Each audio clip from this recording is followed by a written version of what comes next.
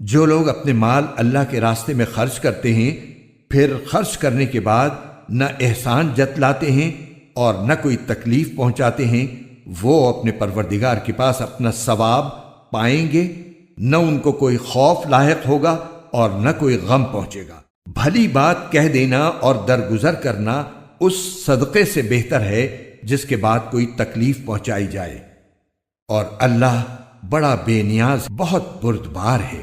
اے ایمان والو، اپنے صدقات کو احسان جتلا کر اور تکلیف پہنچا کر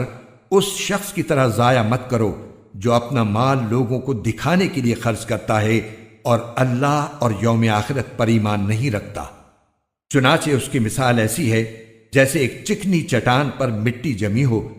پھر اس پر زور کی بارش پڑے اور اس مٹی کو بہا کر چٹان کو دوبارہ چکنی بنا چھوڑے۔ ایسے لوگوں نے جو کمائی کی ہوتی ہے وہ ذرا بھی ان کے ہاتھ نہیں لگتی، اور اللہ ایسے کافروں کو ہدایت تک نہیں پہنچاتا۔